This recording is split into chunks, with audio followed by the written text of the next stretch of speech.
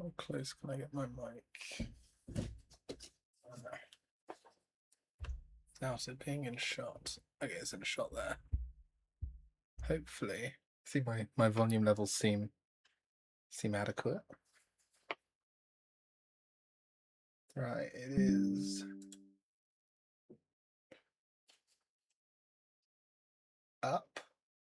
Okay. I didn't realize you could actually categorize a stream as a TCG like Riftbound, but I guess you can. I was gonna do just chatting, but I don't know if it counts because I'm not actually playing the game today. I'm just streaming, opening a couple packs. When I say a couple, I got the Vault. I bought this while I was on holiday. It's got 6 packs inside, and it's got a bunch of runes. Ooga booga, hello. Wait, oh, I haven't put my. Hang on. I haven't got my chat function on. Chat box. I'm just gonna copy it from my other. That's There we go. Chat box is on. You'll come on the screen now. I've made a new source. I could say I just got this, but that wouldn't really make for a very interesting stream now, would it? So 2 seconds. I did get a booster box.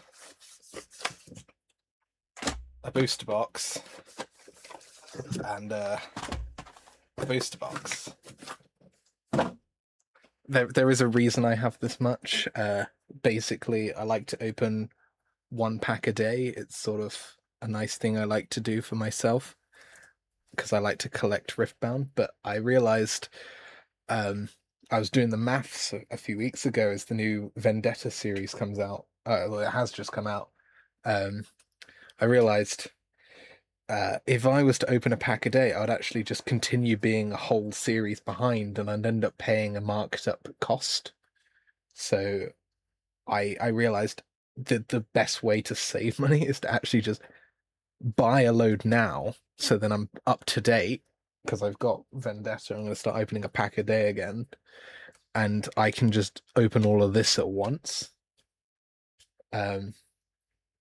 It seems like it will be a fun stream idea.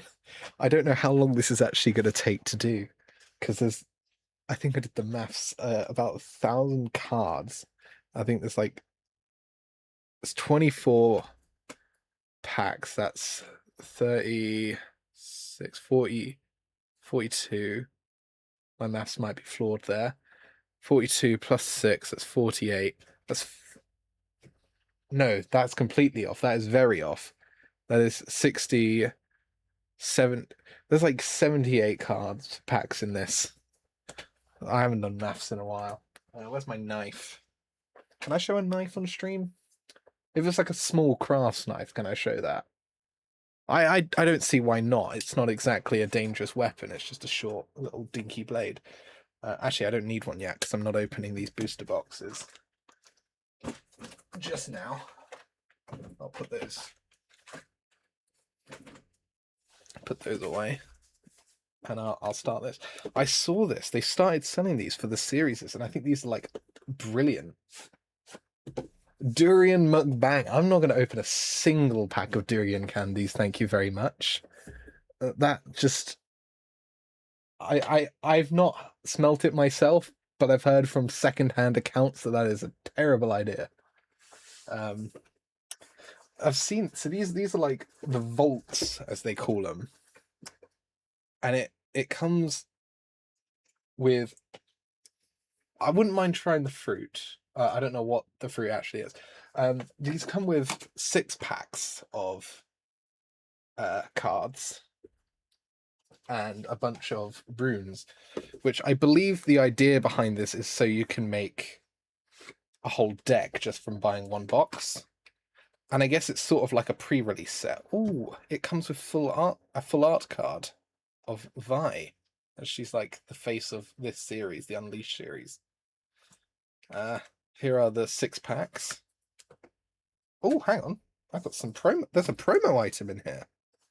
I'm all for a promo item. How do I just... Let me just put this away quickly so I don't have... This is a nice box. That's actually another good reason to get this. It comes with a solid box. Is the fruit really just as bad? Okay. Oh! I got a bird. Bird. Token unit. Okay. And I've got a battlefield. No, this isn't a token battlefield. It is a battlefield. What is a token battlefield? I haven't played this series. I don't think I've seen a token battlefield before.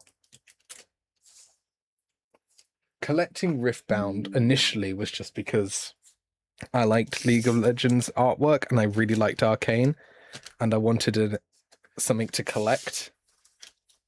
And it became an addiction, and then it got me really into playing TCGs. I've been playing a lot of Magic the Gathering. I've got I don't have as much Magic the Gathering cards, but I do have a deck here from the new Magic. Well, not, I guess it's not the newest one now, Strixhaven.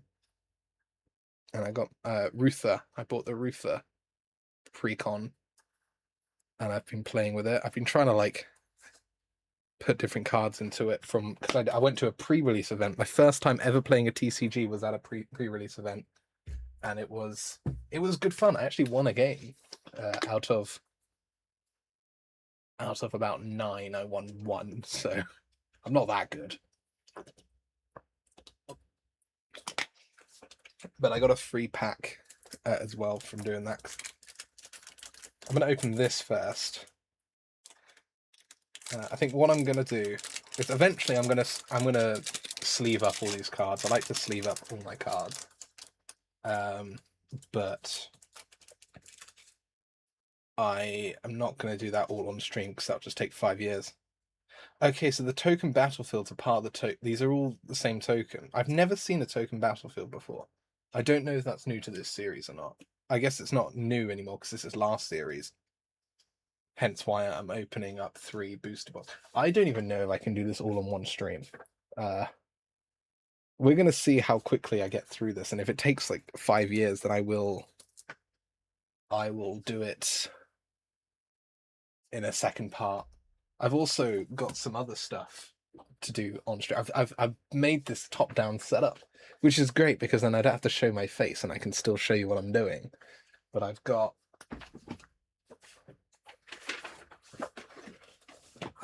an Olivia.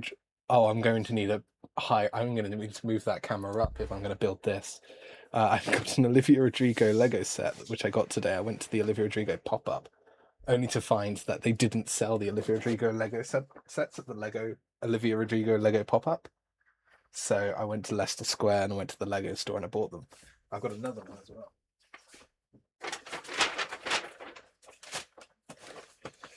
Which I'm quite excited about this one because it's got the Good For You music video, like Easter egg here.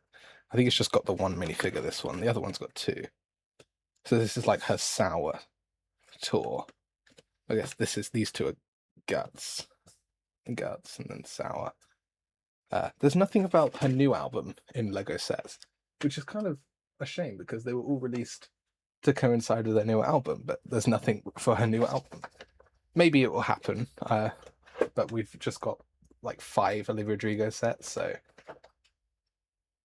that's what. You're gonna steal your dad's Lego. You should definitely do that. That's actually just reminded me, I've got a bunch of Lego sets actually collecting dust that I have not opened yet. So maybe I'll do a lot of Lego streams, because that just sounds fun. I'd have to move this camera a lot further up, because, I mean, it's about 3 feet above my desk. Like, I can completely, like, move my head in front of it if I wanted to, and not hit it. But I guess I'm gonna have to move it up. I've got these 2 magic arms, so I can easily reposition the camera. Like, it's not gonna be a problem. What Lego does your dad have? He didn't finish it, so did you like take it apart, or is it just like a half-finished Lego set?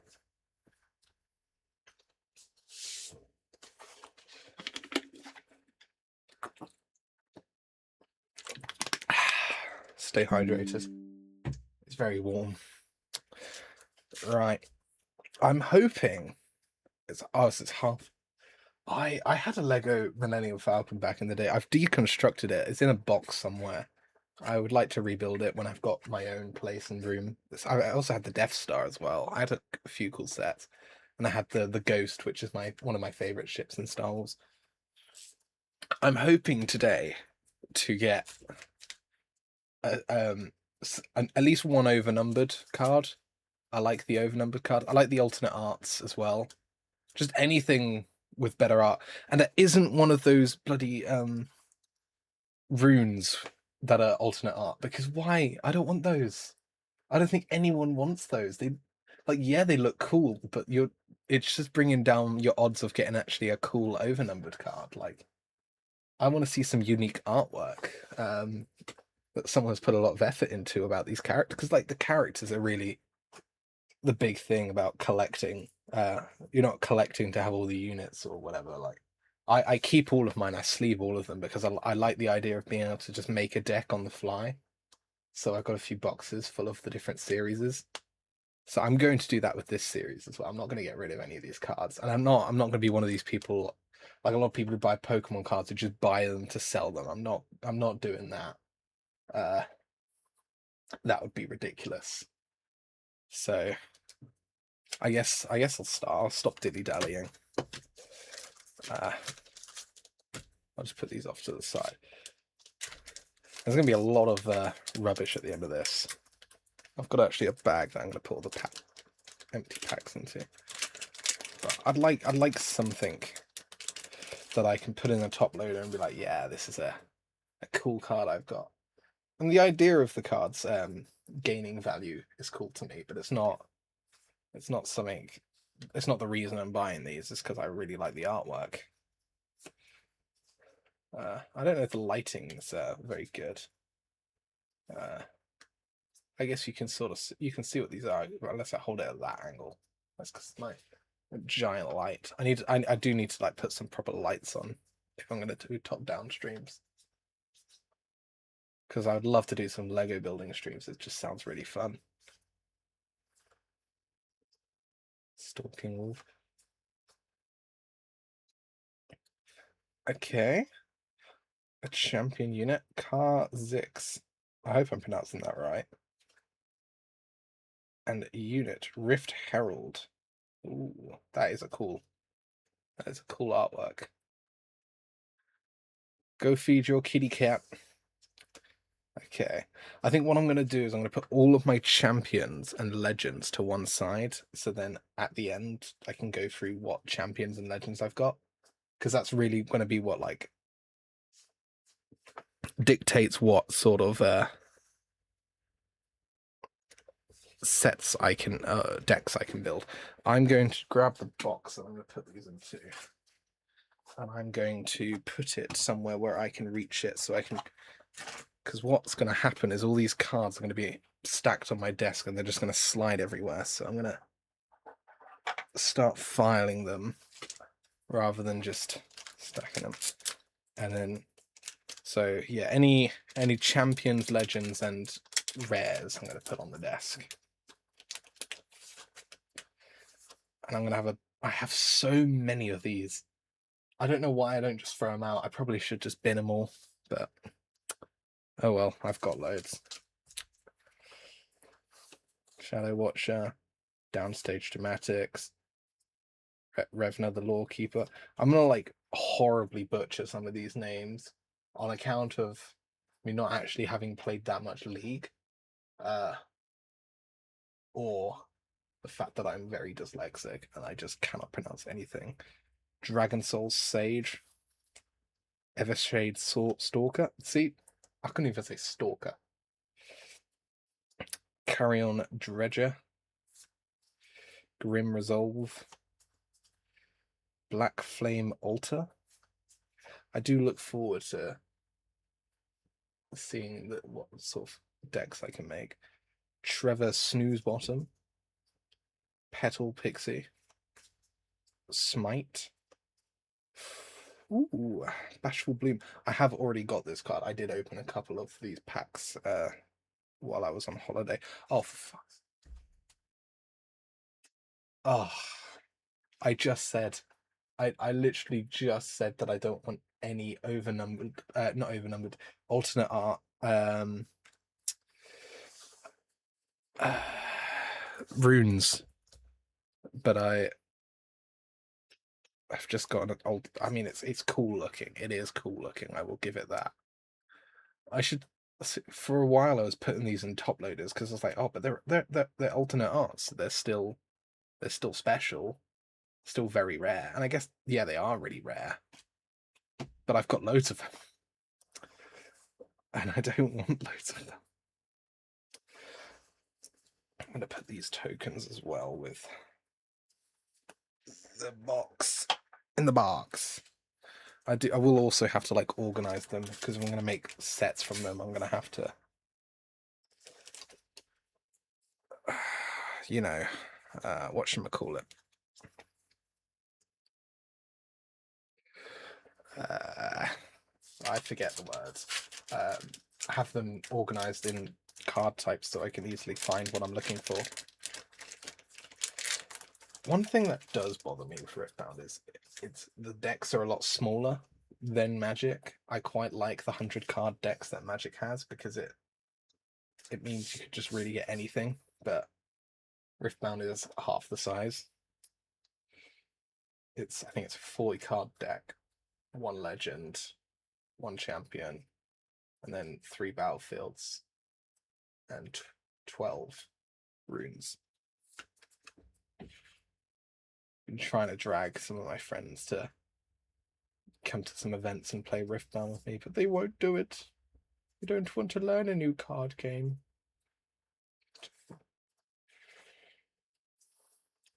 I do like that it's a very short list of what cards are illegal as well. Because I'm at least what I gather from, because I'm not an expert on any of these card games. I'm definitely not an expert on Magic the Gathering, but I gather a lot of cards are illegal. And I also hate how some of the cards are so expensive. Like Doctor Who, I really wanted to get a Doctor Who pre-con of the 10th Doctor, but I saw that it's like really expensive. It was like 100 quid. So I'm not paying 100 quid for a pack of cards. I say that and I've spent a lot of money on these cards.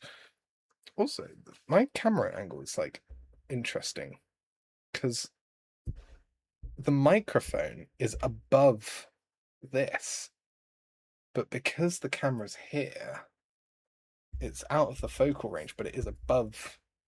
That's weird. I've never really been studying cameras for what, 7 years now, 8 years, and I've only just figured that out. I mean, I knew it as a thing, but I've not seen it in like to this scale. Like my hand here, you can see my hand. If it goes straight up, it's the other side of the mic. That's weird. I'm rambling. I know. Crescents, that's right. Altar of Blood.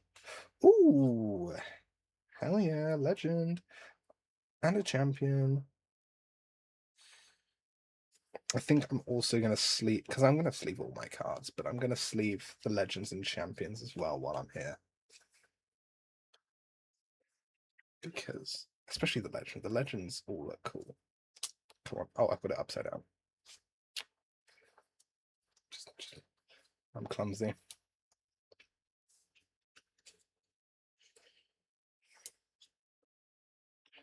They're all up. I keep on picking them up upside down. This is great.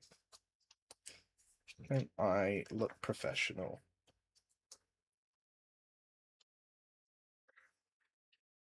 I did just get this playmat as well while I was on holiday. I checked out of the hotel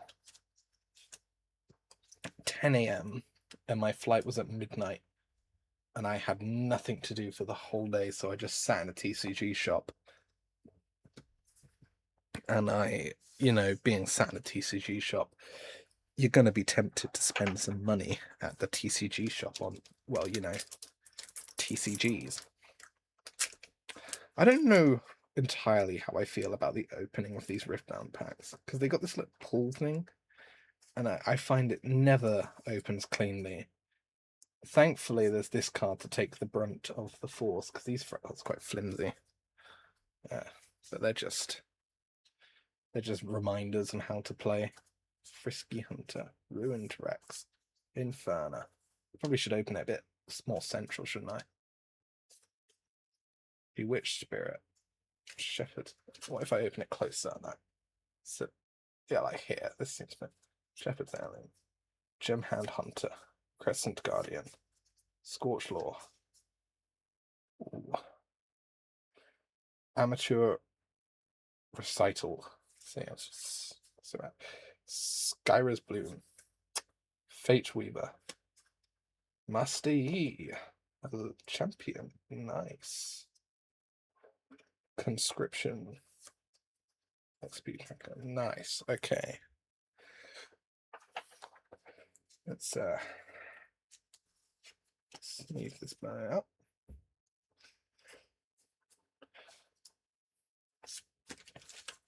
I wonder if there's anyone who'll just look at what I'm doing and think, what is this guy doing? Because, I mean, I'm not an expert. Some would call me a LARPer. To some extent, I probably am. But I am here anyway. Turn to Dust. Vaultbreaker. Frisky Hunter. Spectral Centaur. Ooh, a new Poro. I do like the... I'm also going to start putting the Poros up here as well. Loyal Poro. Targonian Visionary. Targaryen Visionary. Oh, I said I was going to open here. Vicious Spectrals. Repulse. Frozen Fortress. Shadow's Call. Isolate. Virtuoso. Smoke and Mirrors. Fury. Okay.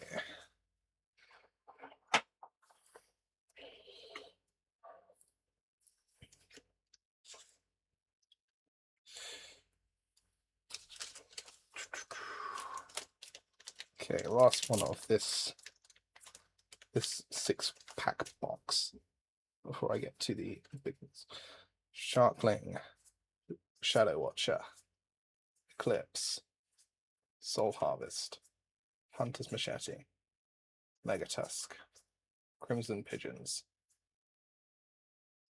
Vault of Helia, Gustwalker, Rites of Conquest.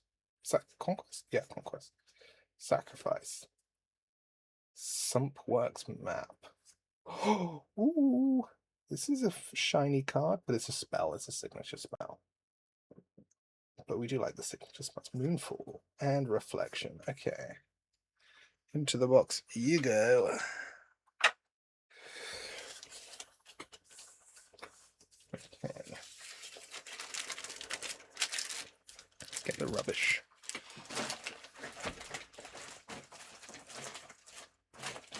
I have this bag for some reason. This is just a weird thing I'm doing. I've got no reason to be doing this. It's just every single pack I open, I put the empty pack in a bag. I don't know why I'm doing it. I should really just bin them all. There's like no reason. It's more like just a metric of how bad my addiction's getting. Ritfbound. Now, I'm trying to think. These are. Oh yeah. I do like these boxes. I was keeping all these boxes as well. That was another metric I was doing, but I did start throwing those away. That probably should be what I'm doing. Actually, I'm going to keep one of these though, because I've got one actually here where I just put a bunch of stuff in it. I am not stopping my addiction. Addictions are good for you, just like alcohol. For legal reasons, that is a joke. Alcohol's not good for you. Cool.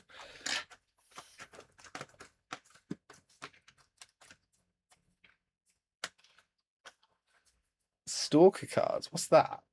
I'm Googling it. Oh, where's my keyboard?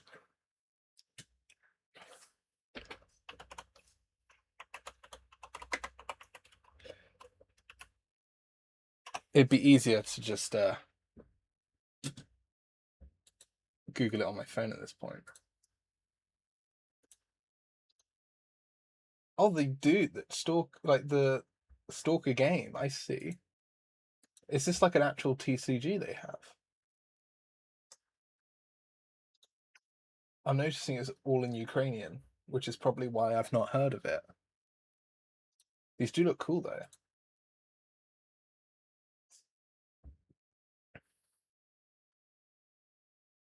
I mean, they aren't even that expensive. I could get a few packs and open that on stream. That'd be fun. Thank you, Anna, for feeding into my addiction. See? Good friends make their friends' addictions worse rather than helping them. I do like the artwork of this one. It goes really well with Origins because Jinx and Vi, obviously. I know the new set is Mel and Umbasa, which I'm quite excited. In fact, why am I just speaking of it like I've not got a box? Opening up another parcel.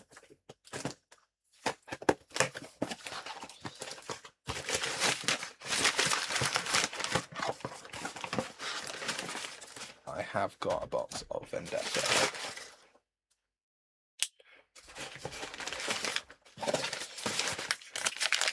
I mean, I'm sure I don't think the rules of the game are going to be what's my struggle is with Stalker cards. I think it's probably going to be the fact that one's in Ukrainian, and I don't know Ukrainian. Yeah, this one's got Mel Umbasa, and because I'm not the biggest nerd when it comes to League, I actually don't know her name. I know some of their names. I was watching a lot of lore videos, but I haven't played much League because my uni Wi-Fi blocked it. I know, I'm a LARPer, but I have no shame in saying I'm mainly just buying these because I like Arcane.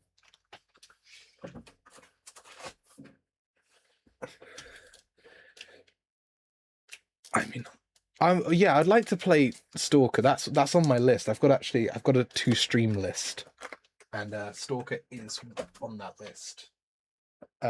Don't you worry, I will be playing that at one point, but not today because I don't own it yet. I could have sworn it was an online game, but I'm hearing that it's not. I don't mind either way. I really want to play the game, but I could have sworn it was online. I could have sworn I'd seen some online gameplay.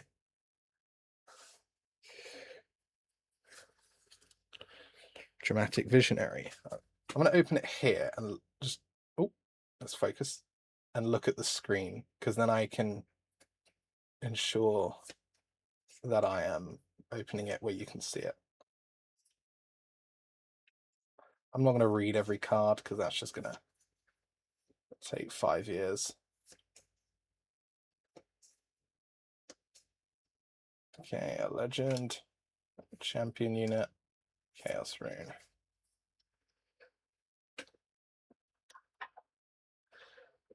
Kinito Pet, but not on Twitch. Stream it. What is Kinito Pet?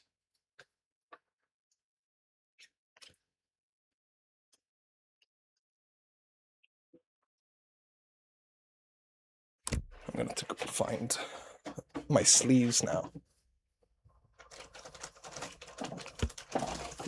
My room is a mess. I buy these in bulk because it's so much cheaper than just buying them for when I need them.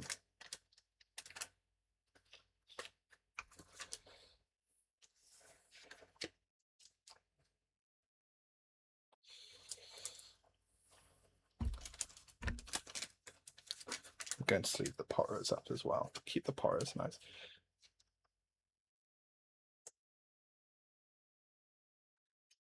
What do you mean it does funky stuff to your PC? That doesn't sound very good. It doesn't... Does it, like, delete System32 or whatever the file's called? I'm pretty sure System32 stuff, alright. Does it just delete stuff? Does it just kill your computer? I'm not sure I want to see now. It doesn't sound very good. So, I need to sort out this lighting for... Oh, another poro. For when I start doing those Lego streams then. The list. Gem Hand Hunter. Void Reaver. Isaacs. Okay. And yeah.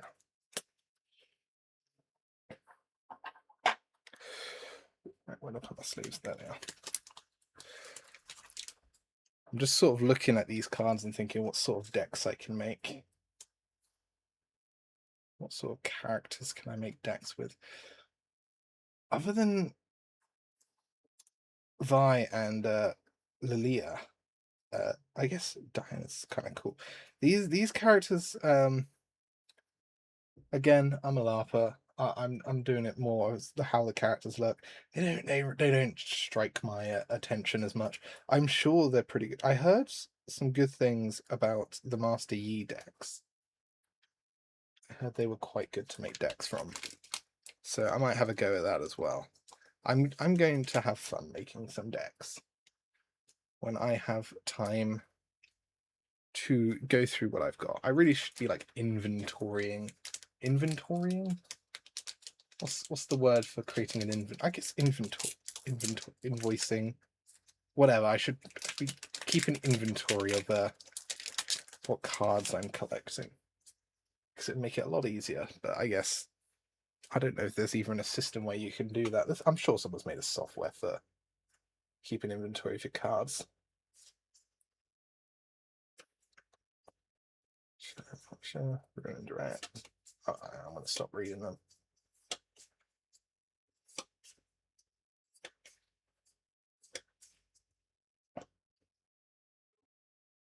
Right, Rengar. This guy does look cool, I will admit. Oh, 2 champion units. I've got Pike and Ash. They do look cool. I do look forward to maybe creating some card decks with them. I am looking forward to the future of the Fortis shows. I know I don't remember what they said they were doing next. I think they were saying they were going to do, like, if I remember correctly, like Iona and Noxus as a show. I think. I know one of them was going to be a movie, and that there were 3 projects in the works, but I don't remember which one's next. I think people think it's going to be the Noxus one, but I almost feel, I don't know. I'd like the Mormel, but I feel like they've got so much they haven't tapped with yet. I feel like they could leave Noxus for a little while, tap on something else, and then come back to Noxus. I think that would be, because we saw a brief bit of Noxus in Arcane when Caitlyn was on the ship.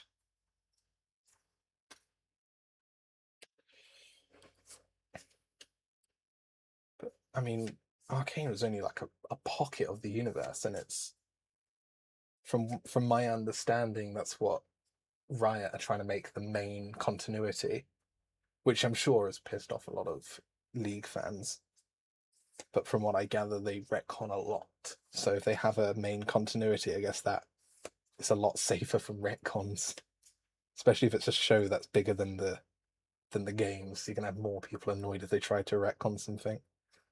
Okay, Pike, Poppy, another signature spell of Moonfall.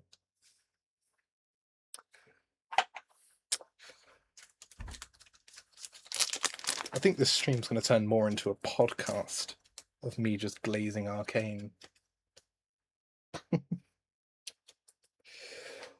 But I'm sure a lot of people have done that. I'm definitely not the first. There's one Jinx card from the Origins set that I never got that I really want. It's the the the the cat Jinx. I forgot what it's called. It's an alternate art of the not the loose cannon Jinx. Was it loose cannon? It was an alternate art of one of the Jinx cards. It wasn't loose cannon. I remember that. It was demolitionist. But it's her cat skin from League, and I really wanted that card. It doesn't sell for that much though, so I'm considering buying one. You have wait? Are you saying you haven't watched it to Arcane? Have you not watched Arcane? The show that like everyone who's watched, everyone, even like more people than who cares about League entirely. You haven't seen Arcane? That is shock. I have the steelbooks. I'm going to hand them to you when you are next in England, and you are going to watch them with Yassine because he's not seen season 2, and you two are going to watch it, whether you like it or not. And you're going to like it because it's like the greatest show ever. If I remember correctly, it's the highest, like, it's the only show, at least for quite a while. I think people review bombed episode 8 because there was a lesbian scene. But for a while, it was like the only show on IMDb where every episode of a whole season was above a 9, which not many shows, like, I don't think it's the highest rated show, but it's up there. I think it's like top 10 at least. And it's such an amazing show. It's what makes you really excited to see what they do next. Because they could just do anything, and I think whatever they do, it's going to be good. They definitely spent, and you can tell they didn't spend as much time on season 2, but yet somehow season 2 is still probably my favorite season. I really liked season 2, but you can tell they sort of rushed it a bit more than with season 1. It was Syndra, Yumi, little cat. But the thing is with Arcane is it's not really League of Legends. Yes, it's the League of Legends universe, but it doesn't. It's like completely its own thing in a way. Like they don't try and go into all the lore of League of Legends. They don't. You don't need to know anything about. Because I mean, when I first watched it, when season 1 came out way back when, I remember I was sat in my art classes watching it, and I was only watching it because everyone was creating TikToks with the intro song Enemy, and everyone was talking about, like, every TikTok I saw was about Arcane. I was like, I'm gonna have to give this show a go. And I watched season 1 and I was hooked. I remember watching the first 3 episodes and I was thinking, this is nothing like what everyone is talking about. They're like little kids. But then they have the time skip after episode 3, and oh my. Like on episode 3 as well, like it really is just like, whoa, this is an incredible show. And you get hooked after episode 3, and then season 2, I liked what season 2 did though. I liked how they did it in sort of serials and groups of 3 episodes, because I like it when shows do that. Doctor Who used to do it quite a lot back in the day. Every story would be a serial of a few episodes, and that's how they sort of sold them. They sold them as serials rather than a series. And I remember when Stephen Moffat got a hold of Doctor Who, he sort of tried to do that as well. Not quite as much in the sense of serials, but they tried to do like a stories, which I quite liked. That was very good.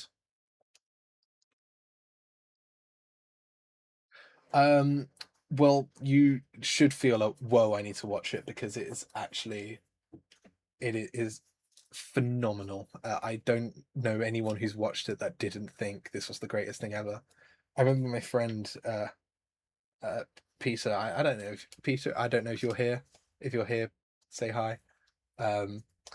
But he refused to watch Arcane for ages, and I'd be nagging him to watch it. And he watched it and he was like, this is one of the greatest things I've ever seen. Because you just cannot go wrong with it. I mean, they took what, I was like 12 years. They took a long time to make the show. I think they started working on it or conceptualizing it after they added Jinx to the game, which I'm pretty sure was fairly early on, because they were the same studio that made the original animation for Jinx when they added her. So the Get Jinx song, the music video was made by Fortiche. If I'm pretty sure I'm remembering that correctly. Let's focus. There we go. I was watching the documentary for season 1, but I watched it a few years ago. I haven't actually seen the documentary for season 2 yet. I've got it, but I'm waiting till November when I do my big rewatch, because I want to rewatch it once.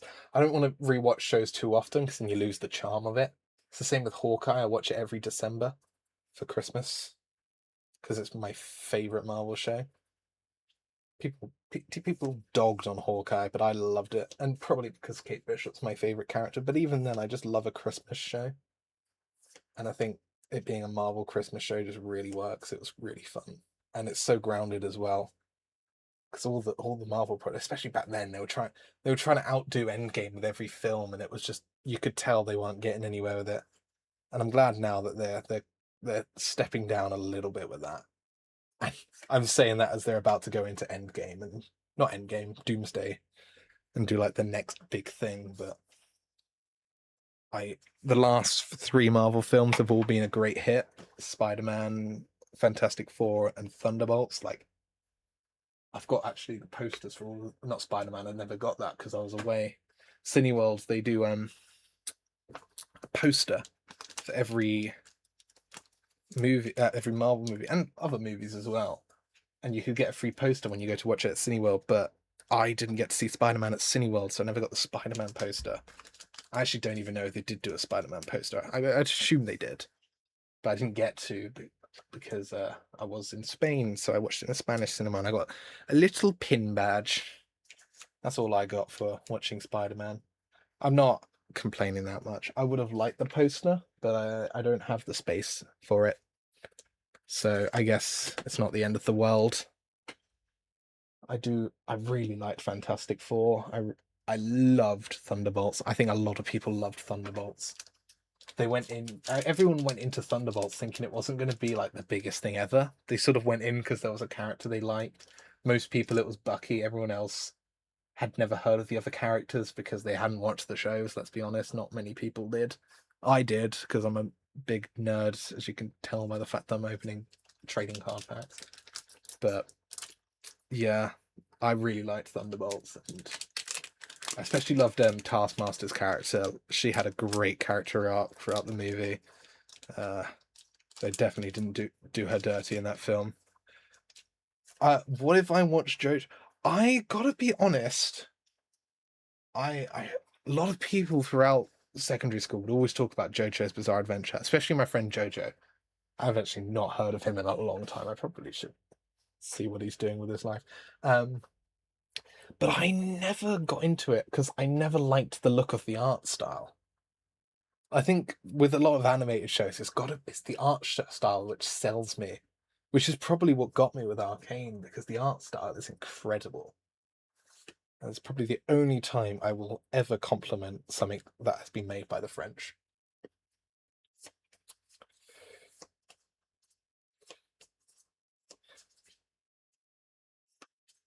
Sinister Horror. Ooh, I do like that. Moss Stomper. Vandal Soldier. Searath. I hope I'm pronouncing that right. Clash of Giants, Clash of Clans. Let's go. Okay. Should I sleeve him after every card I open, or just like... I'm going to sleeve him after every pack I open, I mean. Because, like, I feel like it pauses me, but I guess it gives me time to just continue talking. I lost the sleeve for a second because it's plastic. Yeah, I never was sold with JoJo. I'd look at the art style and think, yeah, I'm not really sold by that. And I think it's a lot of animes. I'm very picky with the art style.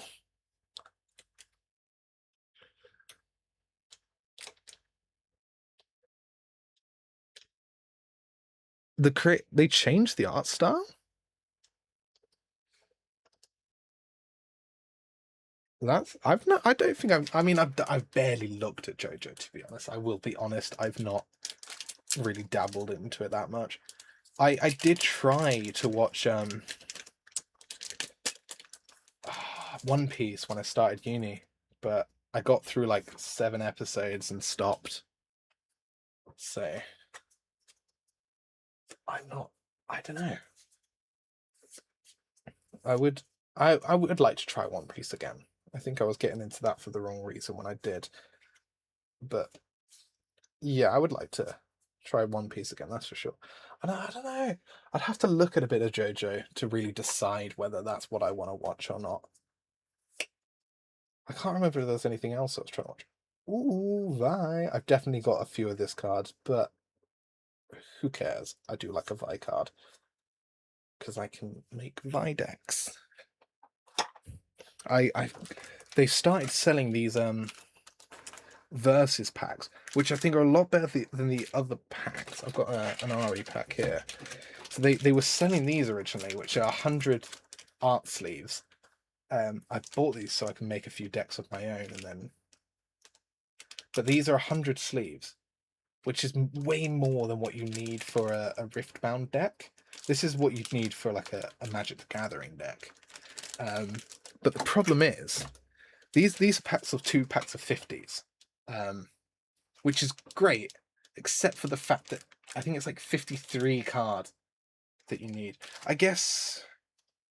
So it's 40 main cards, like playable cards. Then you got your legend, your champion, or you can have multiple champions, as long as you have one champion that matches your legend.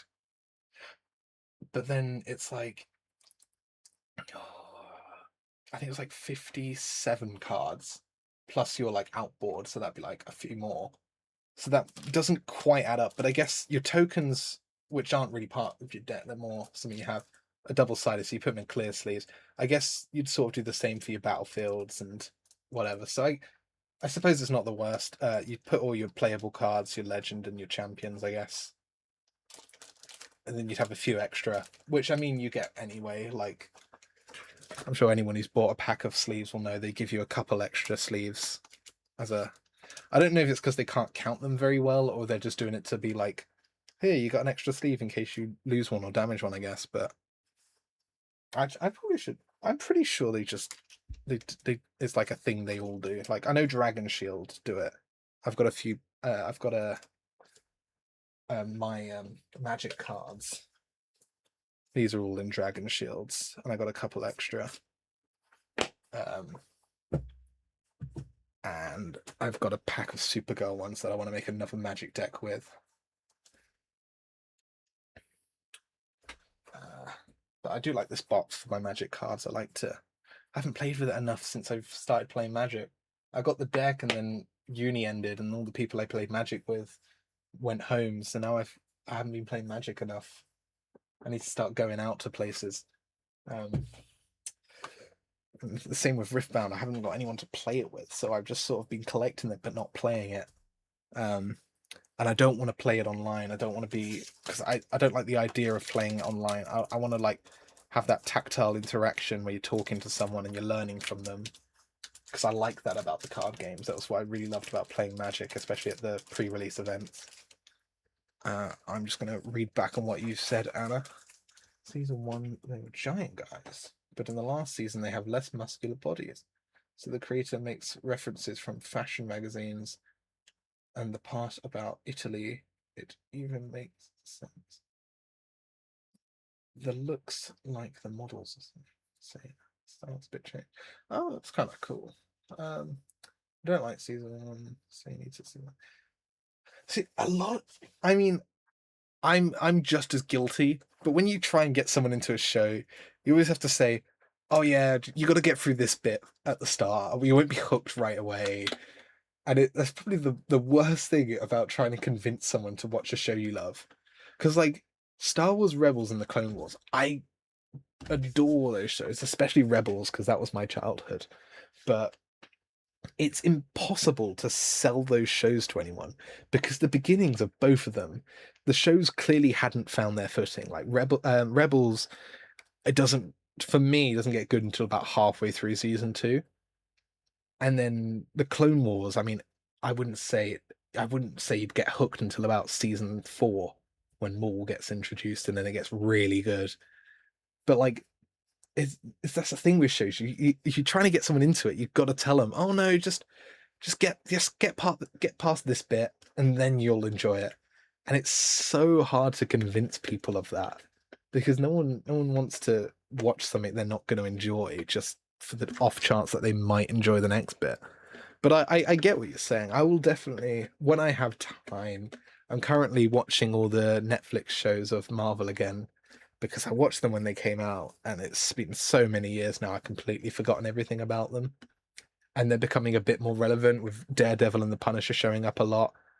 I think Jessica Jones came back in the new Daredevil. I haven't even watched the new Daredevil show because I want to rewatch the original Daredevil show. So that yeah, there's a lot to catch up with me there. I've got that's 3 seasons Daredevil. No, did they do 3 or 4 seasons? 2 Jessica Jones, 2 Luke Cage, 2 Iron Fist, 1 Punisher, 2 Defenders season? Or was it just 1 Defenders season? And then how much more was there? There's a lot to catch up. And then there's the new Daredevil show. That's 2 seasons. There's so much to watch. Water break. I'm talking so much. I'm getting so thirsty. You can probably hear my voice getting quite raspy. But yeah, once I finished all those Marvel shows that I need to catch back up on, I will definitely watch. And by definitely, I'll probably forget.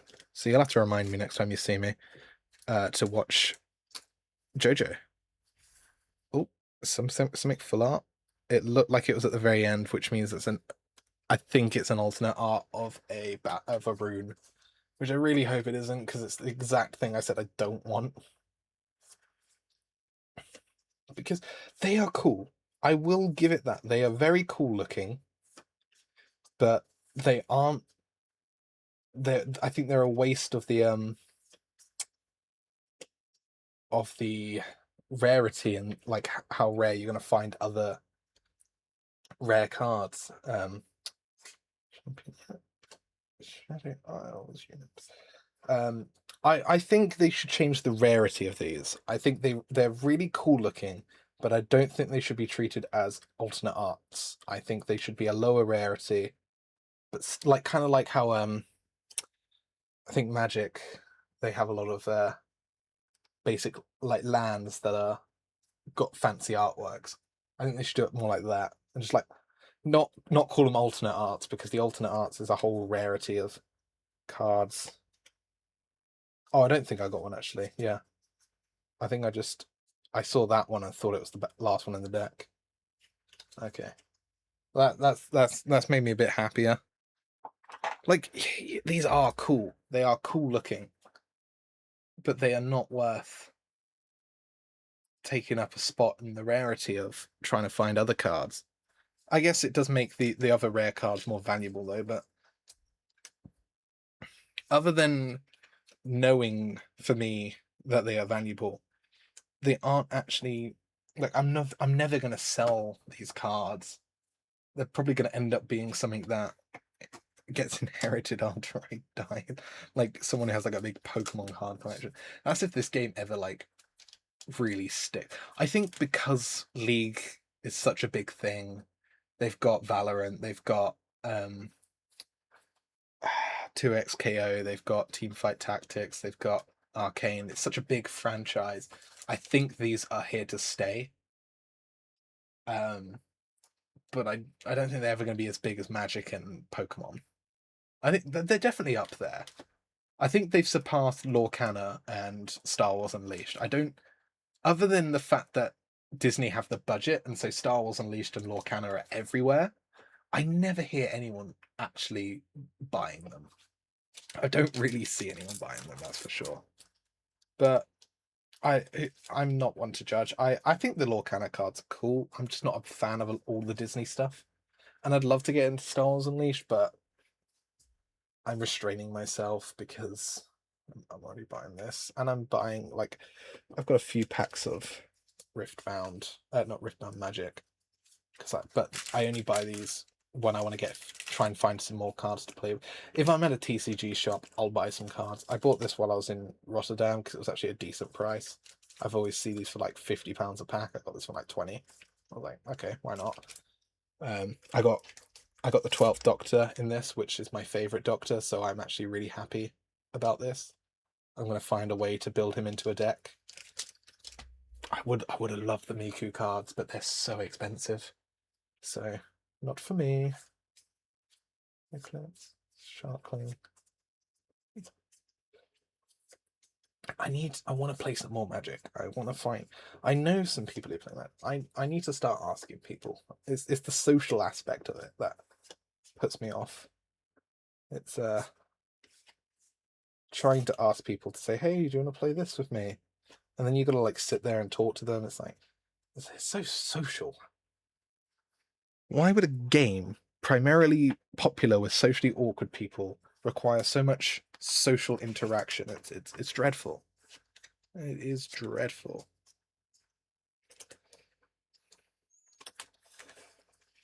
How is everyone doing so far?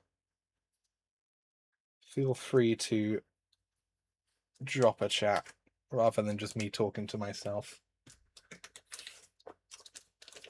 I don't bite, please. I can see a few of you here. Hello, Goo Goo Gaga, the hit company, the production company, Goo Goo Gaga Incorporated. Everyone's a fan of, and it's definitely the most popular name.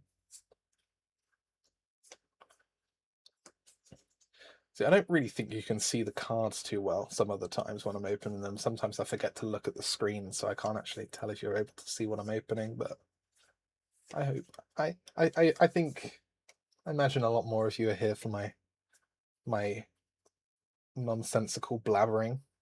A Master Yi champion unit. Nice. Did I get a Master Yi legend earlier, or was it just that champion I got? Yeah, no Master Yi. Because I've heard good things about Master Yi as a deck. I don't know if that's just me reading absolute nonsense or if that's true or not, but I would like to try and make a deck with him. Goo Goo Gaga is happening. Everyone wants to see Goo Goo Gaga. It's a great name for a production company. Imagine you're watching a movie, like you're watching the next Backrooms or Obsession. You go to the cinema and you're like, I'm watching this movie. It was made by a bunch of young directors, and then you see Goo Goo Gaga Incorporated. Oh, it would have everyone talking about it. Everyone would be like, yep. Oh, I've just spoiled myself. Shall I just go to it now, or shall I? No, we're gonna finish. We're gonna open it normally, and you're gonna see what I'm annoyed about. Because we did get it this time. We got what I didn't want. Let's look. Dog. Spell. I'm not opening these one. Ooh. Yep. And it's the same one as well. It's the same one as before. So it's not even, I can't even say like I got the whole collection of the runes. I did get one earlier, and I put it in a top load. I'm probably going to take them all out of top loaders because they're wasting my top loaders. Where is it? I did get another one of this set. That can go in the bin. I got the Mind Rune, which I will say the Mind Rune does look cool. Let's get it out of this top loader. Let's not waste it. Yeah. One thing about top loaders is they're impossible to get things in and out of. I suppose it makes them safer. Yeah. I'm going to count it as... No, it didn't count as what I was opening today, so I'm going to put it out of frame. Keep the top loader to the side, because we do need one, but I'm not wasting on these. I think it's very premature to make a Discord server just yet. I do have a couple inactive ones that I could easily just rejig around into this for this, and I will probably do it, but not yet. I don't need to do it yet. I don't. Let's get these into the bin. It's taken a while to get through. Like, this is just the first box still. I have 2 more. I could make 2 more streams out of this, let's be honest. Just the nonsensical rambling and just yapping is enough to keep this going for a while. I will say this is also the most viewers I've had on a stream without just telling people I was streaming. I sort of just turned this on. I guess the Ritfbound community on Twitch is quite big. Maybe you guys will see a lot more of me. Assuming that's where you've all come from, of course. I was thinking the other day, because when I set up this top cam setup, I was thinking, wouldn't it be possible to like play a physical game of like a card game like Magic or Ritfbound with someone else if they also set up a top down, and I could stream it with both the perspectives and maybe like a scoreboard or something else on the side. That sounds. I'm sure someone's done it. I'll have to have a look in that, but I'd love to do that with someone because, like, yeah, I guess I could also add. I was thinking about adding music for this stream, but I was thinking it's trying to find good royalty-free music. So I'll have to have a look into that as well. I know some people use Spotify, but I'm not paying for Spotify Premium. I refuse. I got a ultra soft Poro, little fluffy bowl. Yeah, I would like to. I would like that idea of playing a physical card game remotely on a stream. That sounds quite fun because I don't want to play it on a website. I know a lot of people do that, and I've seen. I was sat next to a guy in the London Underground, like right after I started playing Magic as well. Now I will say this guy had an odor, and he is a Magic the Gathering player, so it does check out. He had a very strong odor. It overstank the London Underground. And I was sat next to him, and I could see on his phone he was playing Magic the Gathering. And this was after my first ever Magic the Gathering tournament. So I was like, whoa, whoa. I know that game. So yes, I know people do that. I know people do play remotely, but I don't want to do that. I almost missed that champion unit there. I zoned out.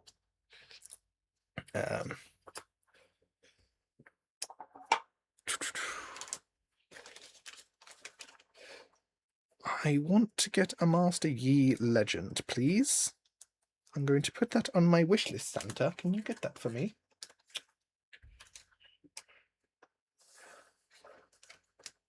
Check out. Yes, I guess I would have to set up a separate recording channel to record the VODs without audio. But at the moment, I'm just downloading the VOD straight from Twitch and just uploading it.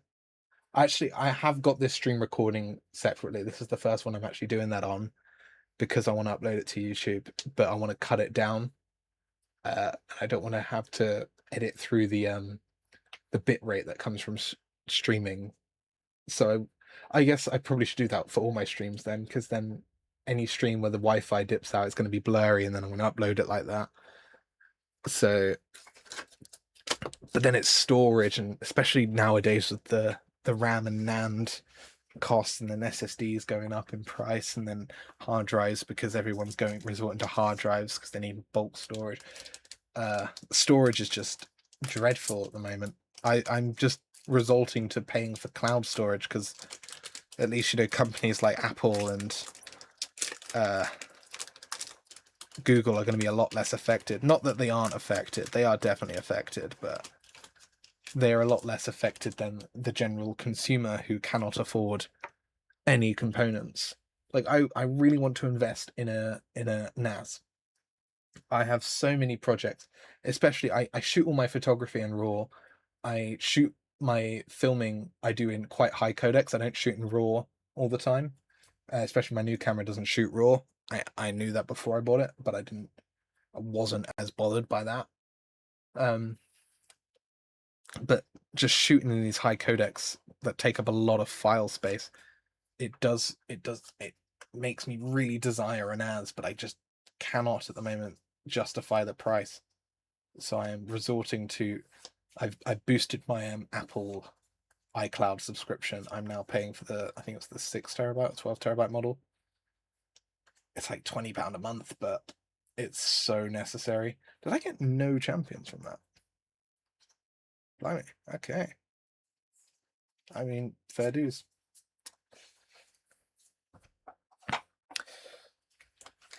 So yeah, storage. Thank you, AI. You have made every industry worse just by existing.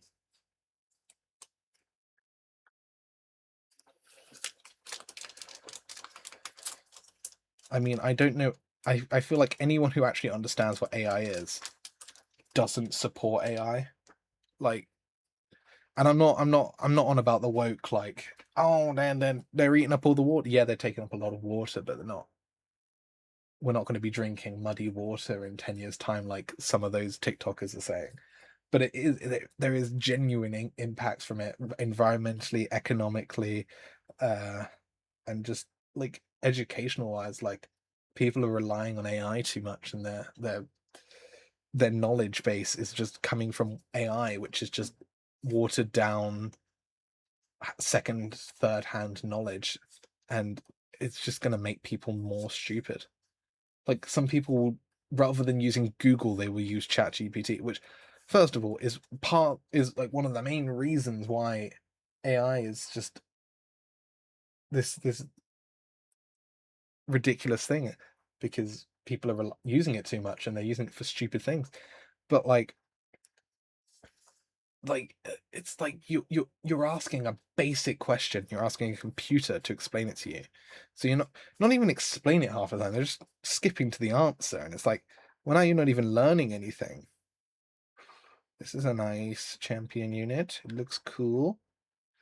It's just, yeah, a lot of people, they're wasting their knowledge, their potential to learn and gain more knowledge. They're wasting that on relying on computers. So I think it's quite ridiculous. I've used I've used AI once, like seriously used it, and I had a very good reason. I was trying to troubleshoot a problem with my computer that nothing, no, like, I read through hundreds of Reddit threads and like Quora, whatever, like all these different threads of people asking questions.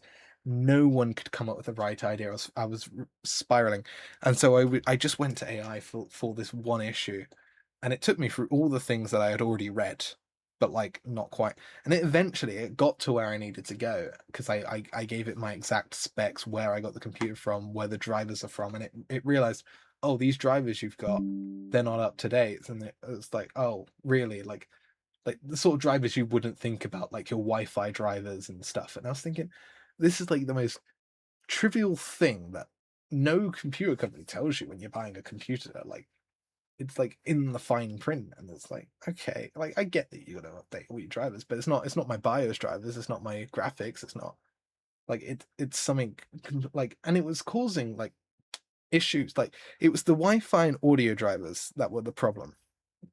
I don't know which one specifically, but you would think your Wi-Fi and audio drivers, that won't affect the performance of the computer. But it was. My computer was completely stuttering because they weren't completely up to date. And I was thinking, blimey, this is I couldn't troubleshoot it. And that's why I went to AI for that one issue. And it worked, but I'm not going to rely on AI for anything. That was one time where I had taken every avenue possible, and I had exhausted everything I could find, and I thought, right, this is all I've got left. I will just go on a whim and see if it can sort my problem out. And it did. But it's not going to sort out every problem. And I had to know a lot of what I was talking about to actually get it to where I wanted it to get it to go. Because I think I was giving it basic stuff at the start, and it was just giving me the generic responses. Oh, if you updated your computer. on Windows, and I was like, yeah. But because I knew, like, I wouldn't say I'm like completely like a genius on tech, but I would say I'm quite up there. I'm not like a computer scientist, but I know what I'm talking about. And I was I was giving it information as it was giving me information, and that's what helped me get it to where I needed it to find out what was wrong with it. I think if you didn't know anything about computers, you wouldn't be able to give it any of the answers it was looking for. To it's like Akinator. Like if you're trying to get Akinator to guess someone, but you don't actually know who that someone is, you're never going to get there. So it did feel like Akinator as well. Like you're answering questions, and it's eventually getting there. But it's like it's not because like AI is not this thing that's going to make you smarter. It's just going to make you dumber. And yeah, I felt like I was losing brain cells using it after a while, because I think I was there for like 4 or 5 hours trying to troubleshoot this problem, because it was the most buried down driver I could find. Like it was on a website. Like the last update of this driver was like 2021. Like it was so long ago. Um, but it was for this specific Wi-Fi like card on my motherboard or whatever. I eventually got there. We got there in the end, but it was a process, that's for sure.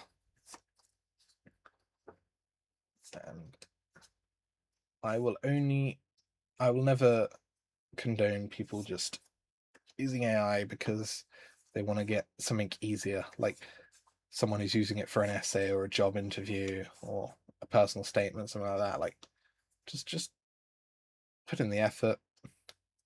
Ooh, legend.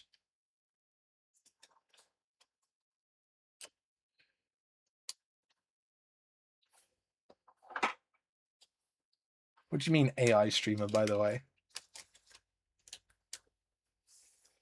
You calling me an AI streamer? I resent that statement.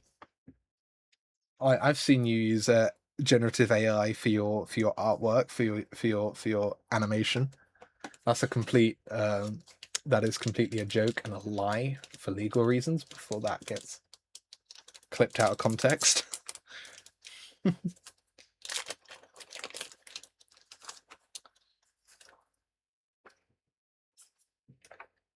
I have so many. My desk is just covered in these. Like I got a load here, like over there. I think I got a bunch over there. Like I'm gonna have to start binning them. I might just like collect one of each so I've got them, and then bin all the extras.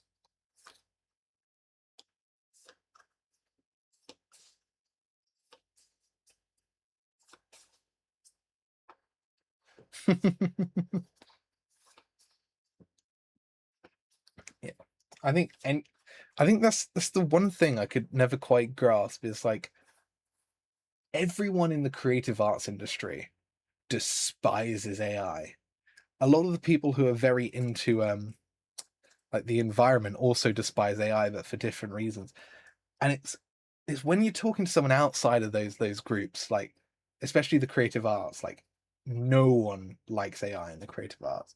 But if you speak to someone outside of that, and they say, oh well, but AI has got its uses, um, it's baffling. Like you're not able to really. It's harder to get your point across to them.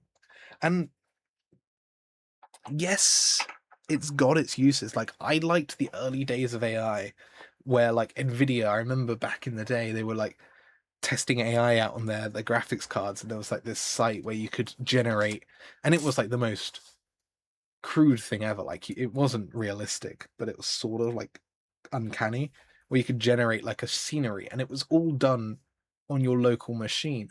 And I thought that was cool because it's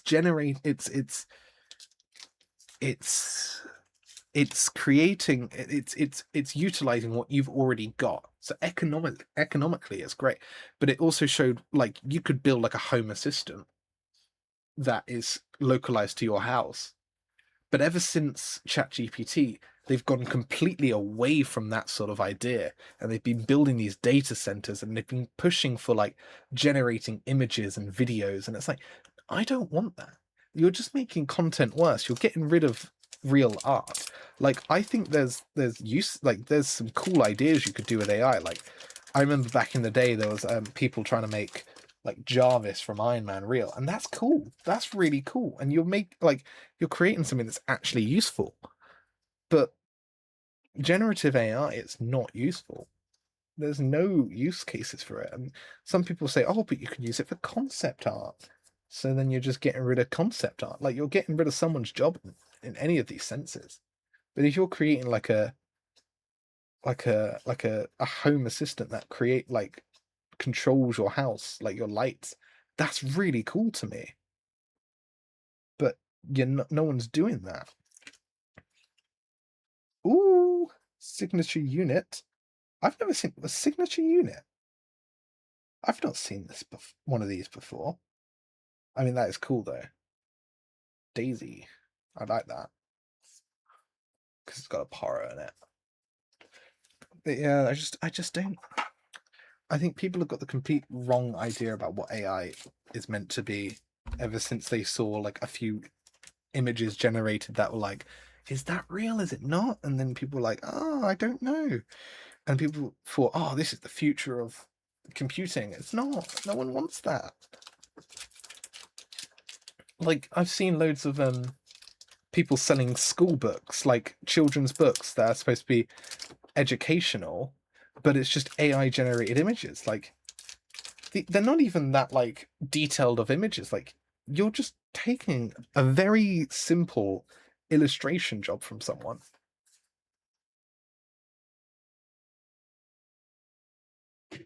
I use something long and smart English. Yeah, I guess because I mean, thing is, text generation that doesn't take up any of that time. And I mean, if you're going to go through it and fact check it, if it's because like it's assisting you, it's a bit more usable. But if you're just like getting it to do something for you, I think that's what I'm trying to say is like people who rely on it rather than use it as a tool. Like some people I remember some people are saying absolutely no AI in the film industry, like it cannot be used. Yes. But and the but is for example, Avid Media Composer uses AI for subtitling and script syncing. But the person a human being still has to go through, fact check it, make sure it works, and they have to know what they're looking at and know what they're doing to be able to use it. That is when I'd say it's a tool. And these tools are actually localized to the software and the device that you're using it on. So you're not relying on a big data center off in the middle of America draining a village. Like, and I'd say that is completely ethical use, and it's not taking away a job. It is just making someone's life a lot easier. But it's not making them dumber. They still have to know what they're doing. I like that use of AI, but it's the second you become reliant on it or you're using data centers or something like this, that's when I don't think it's okay. I got LeBlanc. This is a cool one. And I like dragons. I do like dragons. Yeah. I think people really need to go like I liked where AI was going before ChatGPT. ChatGPT really ruined it because yeah, it was the first of many. And you had a Grok and what are the other big ones? There's that Chinese one. Um, what else is there? There was Claude. Like, there's all these other AI models that are they're doing the exact same thing, and now the U.S. military are using it for targeting systems, and they're trying to get rid of the human element, which is completely immoral, and that's completely immoral use of AI. So people need to just think. I don't think there's I think there's gonna be a bubble pop. Like the AI companies themselves, like OpenAI, they're struggling now. I think it's going to get to a point where the bubble does pop and it will regulate itself, but people are just investing into AI because they think it's going to be the next big thing, and it will pop. Like it will level out and it will just become a thing just like everything else. But we got to wait for that. And then things will become affordable again, like computers will be affordable. And I'd love for a computer to be affordable because my computer is 6 years old. It is not the most powerful. And especially because I don't have a separate streaming PC. So I stream and I game from one PC, and it struggles. It really struggles. Obviously, because I'm just streaming a top-down recording from my cam link, it's not exactly struggling at all. I tried to actually I got two magic arms because I thought, yeah, I'm sure they're strong enough to hold up my camera, my new camera, my FX6 above my desk from my shelf. I was very naive. This is my camera. My FX6 is my. I haven't had enough times to play with it yet. I've been really enjoying using this so far. I want to get some SDI monitors and receivers, as well as a shotgun, just so I can record internally as well. I haven't had enough chances to really use it. I've called it Daenerys after Daenerys Targaryen from Game of Thrones. But yeah, it's just too heavy, so I'm using my old A6300, which, unless I need to take it out for photography, is just gonna live as my streaming camera now, because I am never. It's not great for filming. The A6300 has a really slow rolling shutter, and I noticed it. I made a film when I went on a trip into Wales earlier this year, and I wanted to film it all.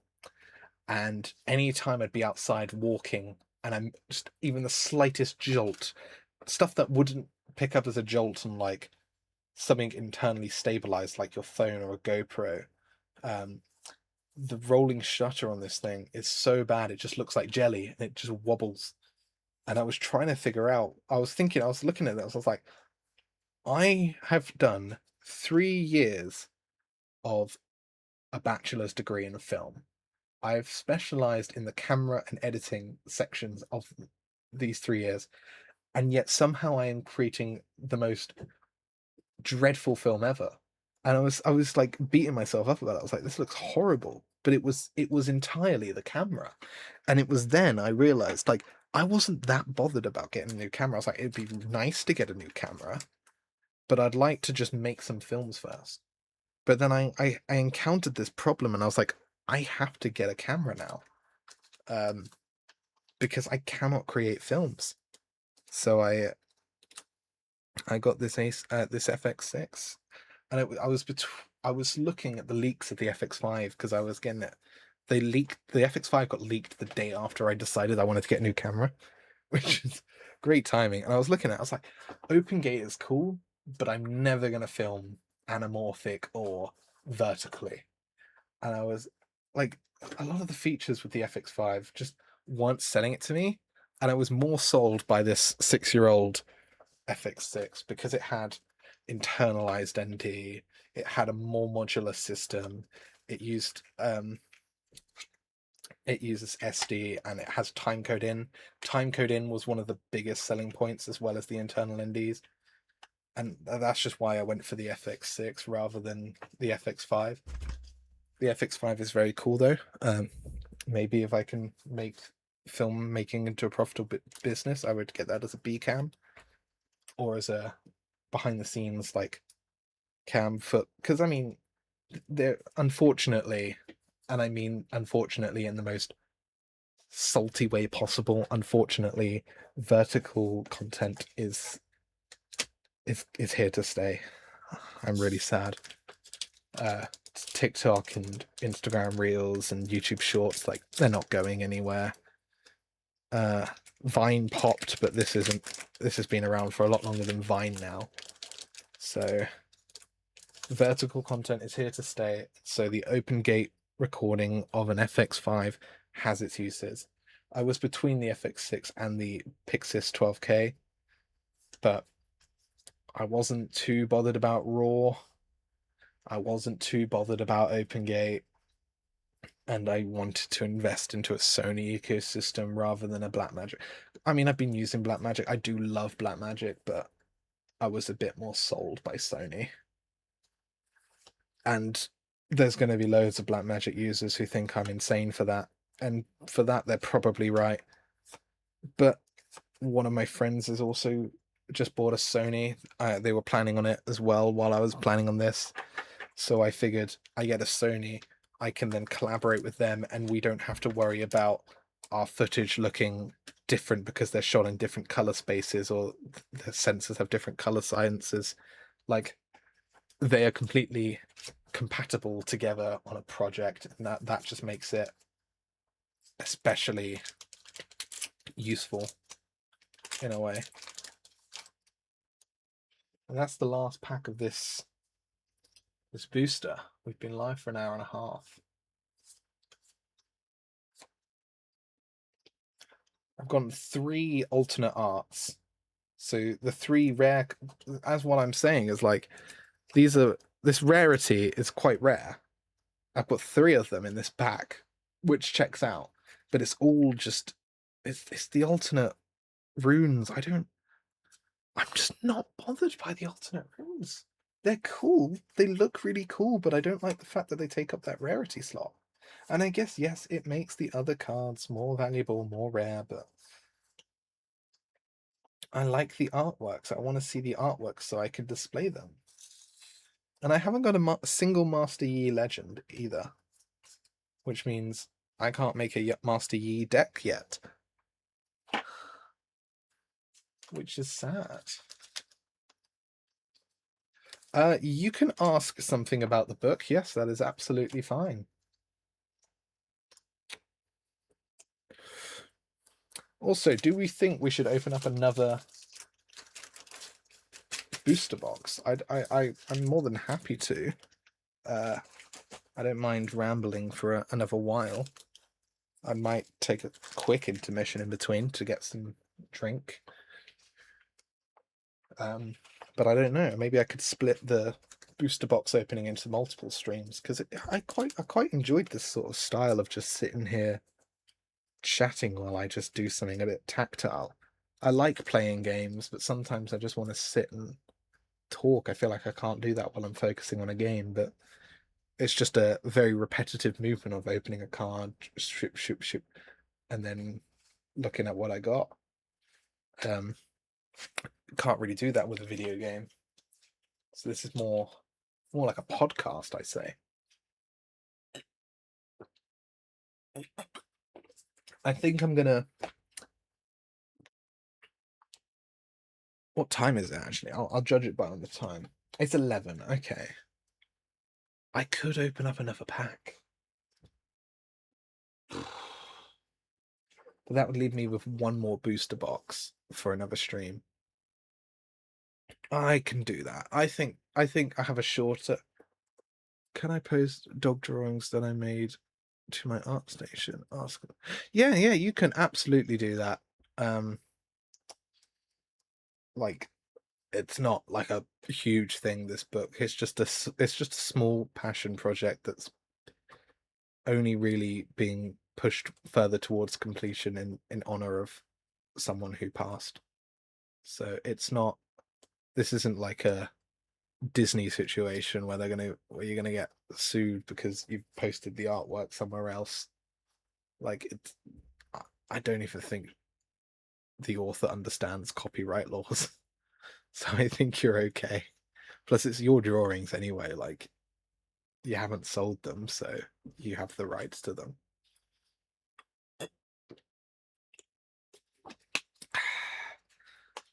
All this rambling has made me really thirsty as well. I've gone through 2 bottles of water already.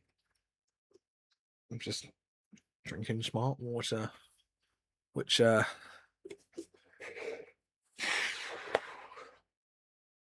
could just be drinking tap water. That'd probably be a lot more efficient, but screw the environment. That is a joke. Please, please don't. I've also just noticed on my activity feed, Tracer Lamau, which is in fact Peter. It has followed me 3 hours ago. So this was while I wasn't online. I did tell him about my Twitch. I know that's his name because when we went to TwitchCon, his name badge said Tracer Lamau. I've got my actually. Try not to show my face, but I've got my TwitchCon badge for when I went to TwitchCon. I'm going to cover one of these badges because it's got like very mild nudity. My modest dog. It's not really giving anything away because that's my literal Twitch handle, and I got loads of free ribbons. I was just like, anywhere I could get a ribbon, I was getting a ribbon.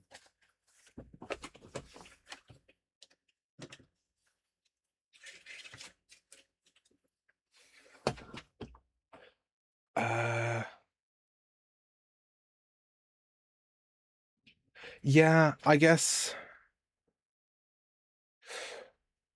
I will. I'm gonna call it a night. I'm gonna do a quick recap of what I've got in this pack, and then I will open the other boxes on other streams because I really enjoyed this type of stream. It's a lot. I think this is more my style. No, this wasn't a recent follow. I have had no follows on this stream. This was before I started streaming. But I don't have the alerts on. You're right, so I can put those on, but I'll do that after because it will just pop out. We've got a Diana, a Vex, a LeBlanc, a Pike, a Poppy, a Jin, a Jihin. I might be pronouncing that awfully. I don't know. I don't know. I'm. I've had lots of this guy. I think I've got 4 or 5 of these guys now. So I'm guessing he's one of the I don't know. He might be one of the precons because the precons I found, especially when opening up a lot of origins, the precon cards seem to be the most common because I got all of the or most of the precons and I got all the origins ones, and I found all the characters from the origins precons are so common to open in packs, and I guess that does make it so the precons aren't like you're getting pay to win, like you can easily get them, but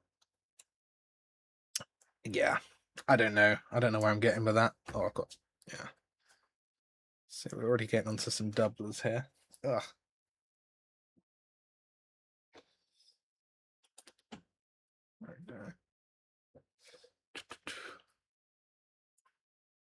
Okay. So yeah, a bunch of this guy already. Okay, this is a pretty good collection. No Master Yi's though. I would like a Master Yi so I could build a deck with him. But I don't have a Master Yi, so I can't build a deck with him. I've also got to sleeve all my cards now. Like, I've been putting them into this box, so this is just 7 packs here, and then this is all what I've opened today. I need to sleeve all these so I can like inventory them into this. One of these is like, I don't know if it's the sleeve or it's the pack. It's like really warped. I need to flatten that, put it through a book. Like again, like it's not a. Yeah, it's just warped. Oh, it's one of my Vi's. I opened these at Comic Con. I got my first 2 packs of this series at Comic Con at MCM in May. Which, as you can tell, this series started around that time, and I've only just gotten to opening it. That's why I've got all these booster boxes so I can be up to date with the series and not pay the marked up price for being out of date. But yeah, I need to sleeve all these so I can put them into decks and stuff. Which then again, if I'm putting them into a deck, I'm gonna re-sleeve them into a deck sleeve. But it's just to keep them. I don't know. It's easy to buy these sleeves in bulk. They're not expensive, but it's very time consuming. And I'm probably gathering a lot of trading card game collectors are gonna look at me and say you're insane for sleeving up all your cards, but that's what I like to do. So allow it. It's not your collection, it's my collection. So yeah, these are all my legends I've gotten today. I'll put them into them. And I've also got to start organizing them. Like my entire collection of this is my Spirit Forge collection. I print these models, these boxes, but I am going to buy some boxes instead because I'm getting a bit annoyed with this model because it's so wide and it covers the whole print bed. It fails a lot.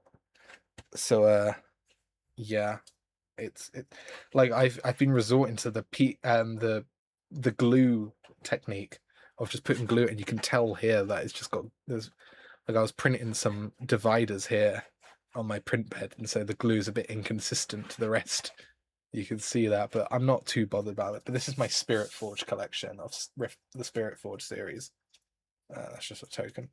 But I need to organize this into legends, champions, units, spells. I use Prit Stick. I don't know if you're from the UK, but Prit Stick is a purple stick glue. I've not heard of that, but I mean it probably is just like regular stick glue, I'm guessing. I've only recently resorted to trying out glue. I've been printing for just over a year now, and glue's I've only just resorted to it because the heat wave in the UK was making it really difficult to get things to stick to my print bed. Like I would freshly clean the print bed and I'd put it in freshly dry and I would try and print and it would still peel off, and that's why I resorted to glue, because I remember hearing someone say something about it. And it worked really well, but I need to get some better glue. Prit Stick is a really good glue brand. They're quite, I wouldn't call them premium, but they're like a good one. Elmer's disappearing. Do we have Elmer's in the UK? I know that's a very American brand, but I don't know if I've ever seen that in England or not. I mean, it's the sort of thing you'd probably find in like TG Jones or like. Oh, you're also UK. Okay. So Elmer's purple stick glue. Elmer's disappearing purple glue. I can't see I've ever seen Elmer's before. I mean, it's £3 on the Gay Pride shop.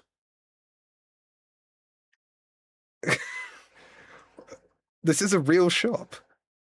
What? You can get some Elmer's stick glue on the Gay Pride shop for £3. This is a great, great, great deal. that's I've never heard of that shop before. That was the first result when I searched up Elmer's glue. That's amazing. We're getting woke. We love it. All right, I've got a lot of different champions.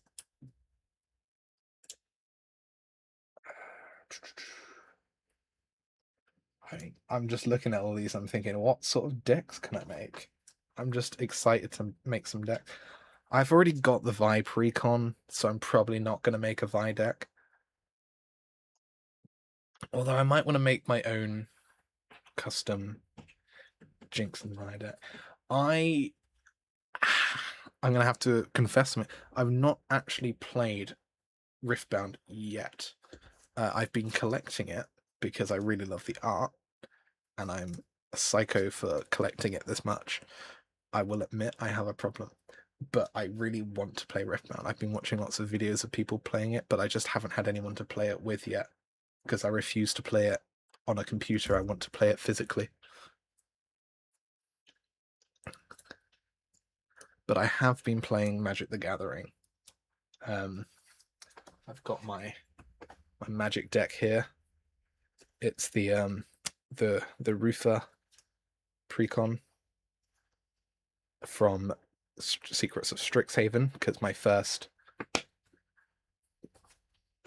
my first series of Strixhaven because it was the pre-release I went to. I will say um, that I agree with your sentiment there. The thought of going to just play with some people you've never met. Go to a pre-release event. So Riftbound, they have pre-Rift events, they call it. Like Off-World Outpost is where I went. Um, it's great.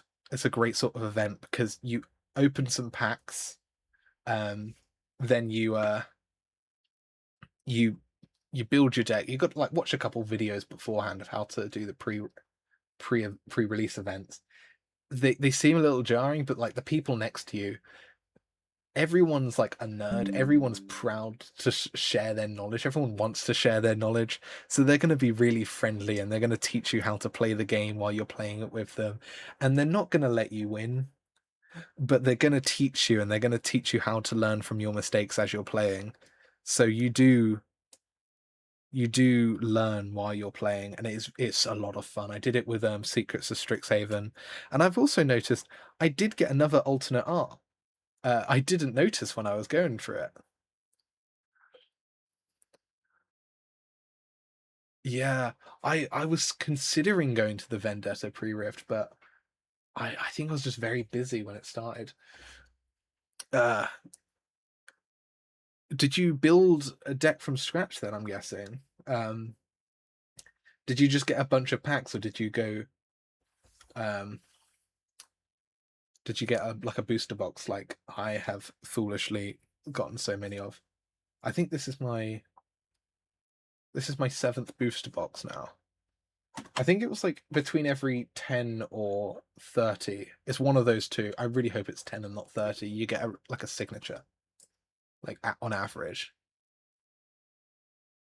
Nice, nice. I was trying with my origins to make a playable deck, but um I can easily make a playable deck, but I haven't um made my own custom deck of Riftbound yet.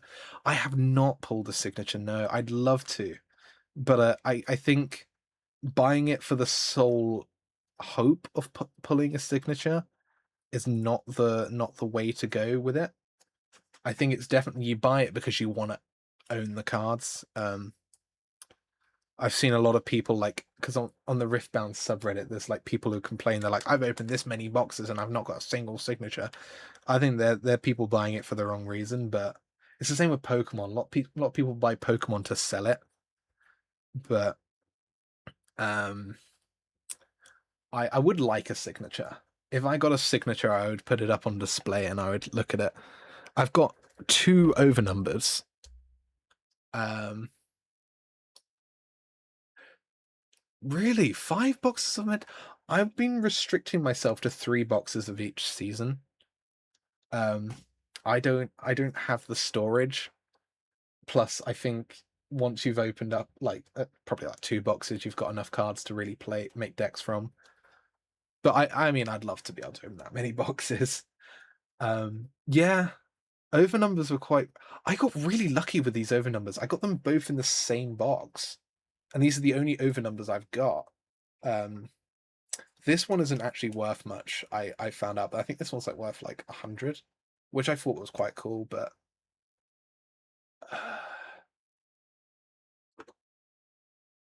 you got you got 2 SIGs in 2 boxes. I think the odds of that are astronomical. I think it's like 1 to every 30 box on average. So that is impressive. Congratulations. You must be really pleased. What signatures did you get?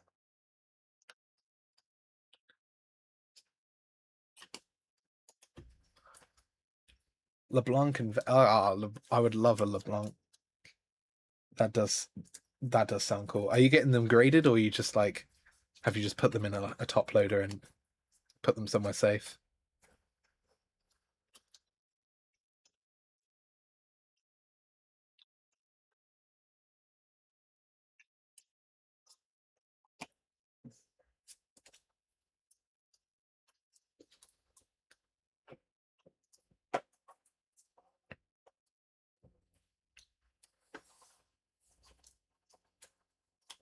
Nice, nice. I hope I get I'd love to get a signature, but there's only one signature that I would actually want. But because I've got one box of Origins left, not sure if I want to open it or not. I'd love the idea of getting a um Jinx one because my I've got another playmat. It's the normal Jinx, yeah. Um, but that card that sells for like, I think on its own it sells for like 1,800, and then it's like even more for a graded one. And I'm thinking it's not what I probably just want the generic overnumbered on its own because I like the artwork of that card.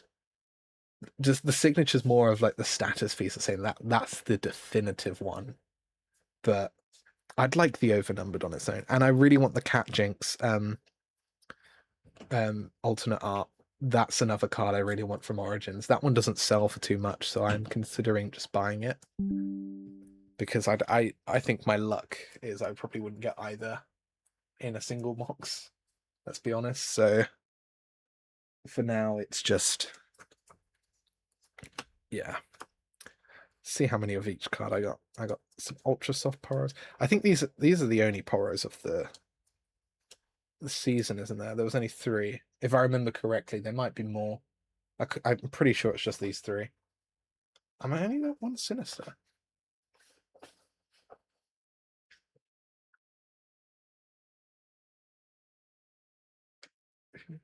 I pulled an overnumber Jinx. It was £800 at the one point for the signed one. I was going to trade a PSA 10 Pikachu for it, but then Jinx went up. Yeah, I think originally when Riftbound started, it felt like something no one was really talking about. Yet for some reason, it was still really hard to find it in stock anywhere. And then it really like kicked off halfway through Origins. Like they suddenly started making, like they got their production up. They sort of got their things, their act together with the production, and then yeah, it just sort of spiraled on, and everything went up in value. So I guess we're too late. We should have got those Jinxes while they were still somewhat like obtainable. I wouldn't say affordable, but obtainable. Your sealed Origins box, is it? I don't. I think it's later than Wave 1. I will say. I don't think it's Wave 1. I don't think any of my. I think my original box was Wave 1 that I did open, but no. I remember the quality of the original Wave. That's the reason why I think my original box was Wave 1, because the quality, you could tell like there was a bit of frailing on all the cards. Also, good night, Anna. See you another time. I am about to call it off though. Bold text on the bottom is Wave 1. I believe it's more expensive than other ways. I'll have to have a look at my box when I'm next. It's not in this house with me. It's at my other place. So I'll have a look at it next time I see it. I think I'm over on Saturday. But I don't know. Problem is when I was moving out my flat, it got bashed, and so the bottom of the box is like dented in. Like every pack in there is still just fine, but like the bottom, it just looks like an Amazon parcel that's been chucked around. It's quite sad. I'm gonna put all my top loaders in this.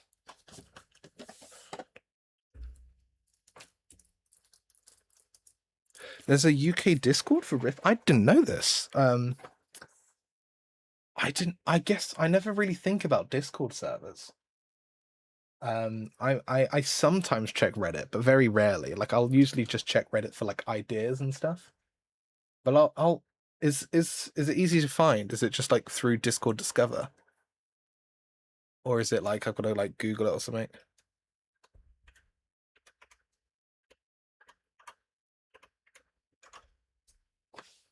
Riftbound.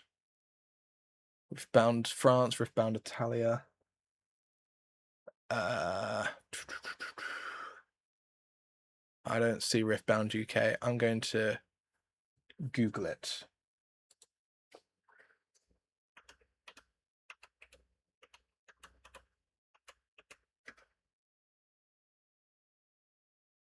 I don't mind clicking links. I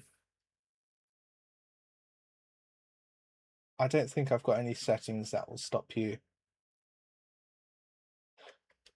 Kedo cards. Okay. Is this a Ritfbound creator? I'm probably pronouncing that name horrible.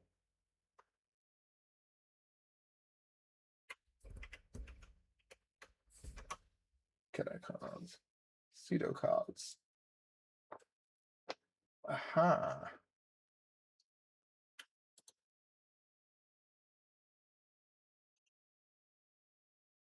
Just gonna click on one of his Ritfbound videos. Oh, I see what it means. £6,000 origin case. Blimey. I found the Discord. Yeah, see, I'm not collecting it for the value. And I find it astonishing that some people are buying it just for the value of the cards. Like, it's cool, the value, and it's cool that they can become really valuable, but I think it's the wrong reason to buy into anything. Collector and player. And I'll click news. I'm not an investor. What sets are you interested in? Quite like Origins and Vendetta and Unleashed. I wasn't that fussed about Spirit Forged. I gotta be honest. The Spirit Forged cards didn't make me as excited, and I haven't actually looked at Radiance yet. Okay, I'm on the Discord now, but I am going to call it a night. Yeah, the value is a bonus. It really is a bonus, but I think like when you see something sell for so much online, it's sort of disheartening because you're like, this is something I really like to collect, and there's like a huge paywall now for certain things within it, and it's sad. It's sad to see. So yeah, but I really do like collecting, and that's the only reason I'm buying. Well, collecting and playing is the reason I'm buying these. I like the artwork, and I like the idea that keeping these cards nice, the value of them will go up in the future. Sharps, yeah, it's the thing with desired cards is they just shoot up in value. Like, I'm tempted to get the overnumbered Jinx. Not the signature. I'm not stupid enough to spend money on that. But I'm tempted. But it's just the fact that it costs so much.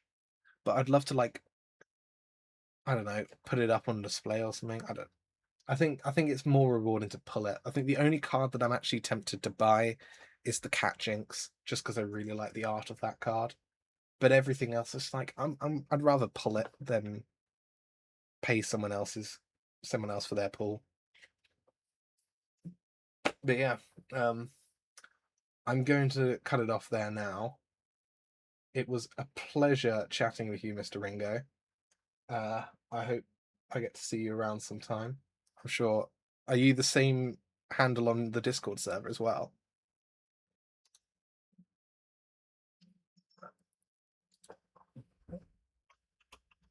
Yes, you are. I see you. Um, I'm gonna cut it off now. I'm gonna check out that Riftbound Discord server. Thank you. I will enjoy my Riftbound journey. You too. You seem to really be more of a collector than me. I thought I was a bit insane for grabbing 3 boxes of each season, but yeah, it was a pleasure. This has been probably my favorite stream I've done so far. I've really this top down setup I really like. I'm going to do a lot more of this. I was saying earlier on in the stream I'm going to do some Lego streams as well. So yeah, thank you, and I will see you around. Goodbye.